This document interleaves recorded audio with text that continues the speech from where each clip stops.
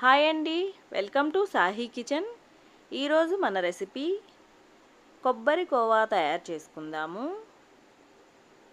దీన్ని తయారు చేసుకోవడం కోసం మనకి 3 ఇంగ్రీడియంట్స్ అయితే సరిపోతుంది.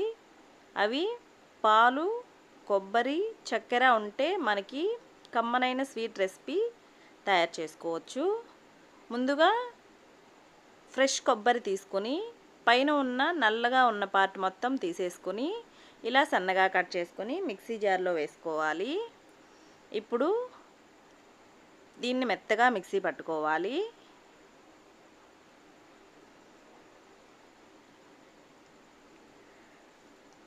ఈ విధంగా మిక్సీ పట్టుకొని పక్కన పెట్టుకోవాలి.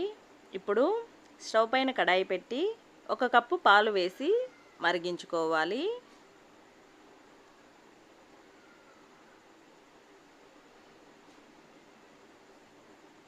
పాలు ఇలా మేగడ కట్టకుండా కలుపుకుంటూ మరిగించుకోవాలి.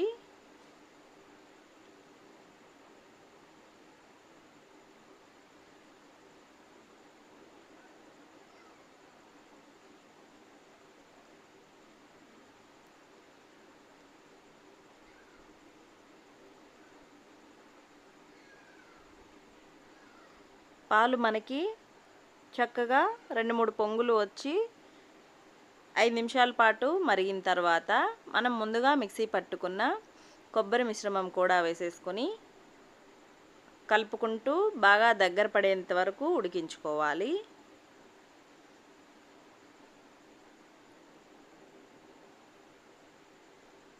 ఈ స్వీట్ రెడీ అవ్వడానికి మనకి కొంచెం టైం ఎక్కువగానే పడుతుంది. ఈ విధంగా మధ్య మధ్యలో కలుపుకుంటూ పాలు మొత్తం ఇంకిపోయి స్వీట్ మనకి దగ్గర పడేంత వరకు ఉడికించుకోవాలి.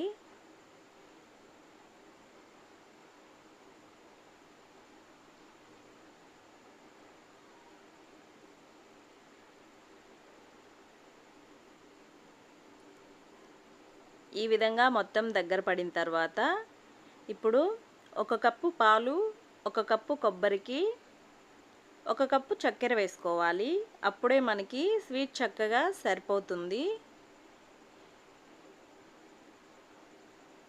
ఇప్పుడు మనం చక్కెర వేసిన తర్వాత మిశ్రమం మరికొంచెం పల్చగా అవుతుంది. మరికొంచెం సేపు ఉడికించుకుంటే మనకి దగ్గర పడిపోతుంది.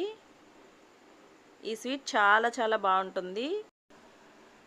ఇంట్లో మనకి పచ్చి కొబ్బరి ఉన్నప్పుడు ఒకసారి ఈ విధంగా ట్రై చేసి చూడండి. చాలా చాలా బాగుంటుంది. చూసారు కదా, ఆల్మోస్ట్ మనకి స్వీట్ రెడీ అయిపోయింది. మరొక 2 నిమిషాల పాటు ఉడికించుకుందాము.